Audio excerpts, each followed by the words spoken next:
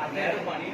और आज जो ब्रेकिंग न्यूज़ तो यही है, वैसे तो मामला पहले से तय पा गए हुए थे। और इस वक्त माशाल्लाह मेरे साथ बहुत ही सीनियर और मोहतर नाम लाहौर का मौजूद है, उस्ताद सफदर इकबाल टेंटो वाले। उस्ताद जी की हाल चाल है? ठीक है जनाब। सर थर्डी सरपरस्ती च माशाल्लाह बड़े अच्छे मुकाबले तय पा गए। ये मेरी सरपरस्ती की समझ लो सारे भरावां दी भी है, भाई खलीफा भी ने समझ भाई और भी मास्टर साहब ने सारे दोस्त बैठे ने।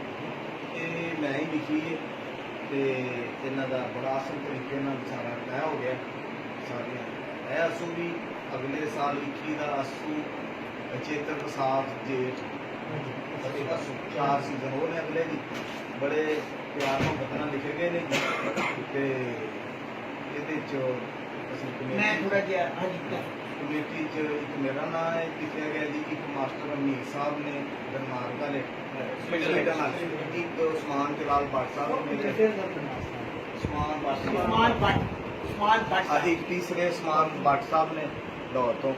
ये असी तीन इस कमेटी के चेले हैं। अल्लाह ना करे कोई मामला ऐसा हो तो फिर असी बह के तय कर।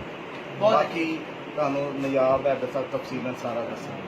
दोस्तों उस्ताद जी ने आप बता तो दिया, पर फिर भी मैं ये बता देता हूँ कि जी अस्सू के 3 प्यारे तय हुए और ये प्यारे उड़ेंगे जी 20, 27 और 20, 27 सितंबर और 11 अक्टूबर।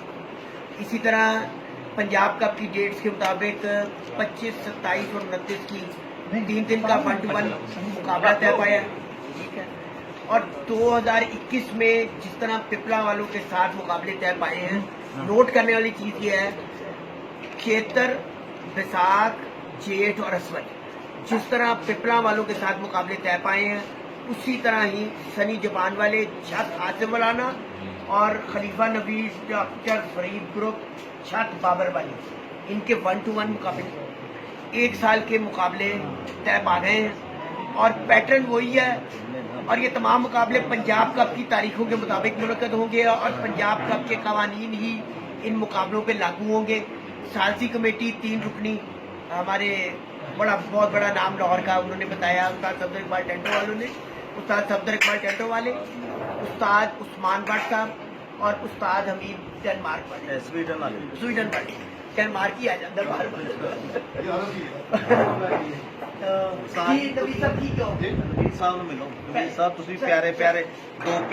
दो बोल कह दो पहले नहीं जी चले Sunny wish you good luck. अस्सलाम वालेकुम रहमतुल्लाहि व बरकातहू। जी ये मेरी माशाल्लाह बहुत बड़ी खुशनसीबी है कि आज मेरे घर में इतने माशाल्लाह बड़े प्लेयर मेरे हमारे दरमियान बैठे हुए हैं और बड़ी शफ़क़त इन्होंने की है हमारे पास आने की और बड़े अच्छे मुकाबले थे हमने अल्हम्दुलिल्लाह रब्बिल आलमीन। बहुत इनकी मेहरबानी है शफ़क़त जी।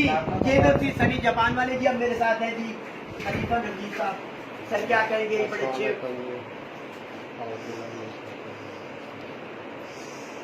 दोस्तों, सब तो पहले तो मैं सनी जट साहब का जिन्हें दोस्त ने अदा करांगा क्योंकि साडा दोस्तों के नाल बहुत अच्छा होंदा ते सनी जट साहब माशाल्लाह पहले भी उन्होंने शौक होया और बहुत अच्छा होया, उन्होंने मेहरबानी कि उन्होंने सानू दावत दी, असीं कबूल की।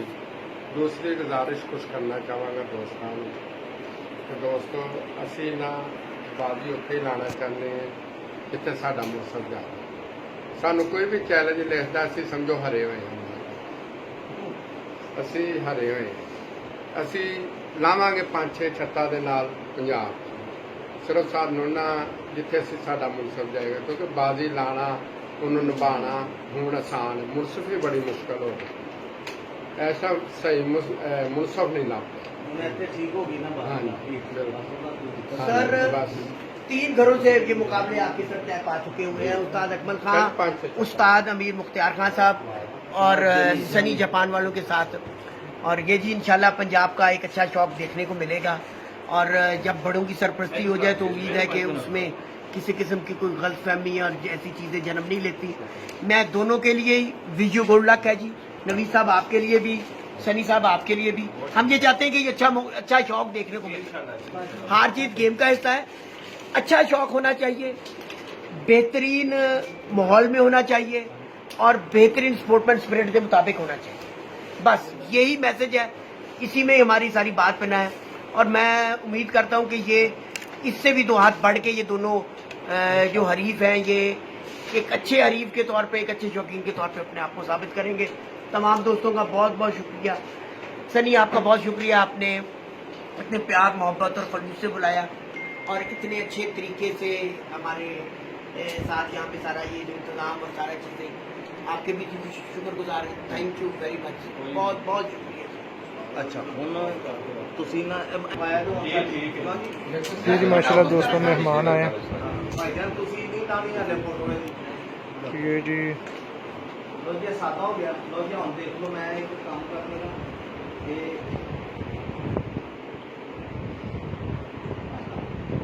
स्टार बना ਜਲਦੀ ਕਰ ਲਓ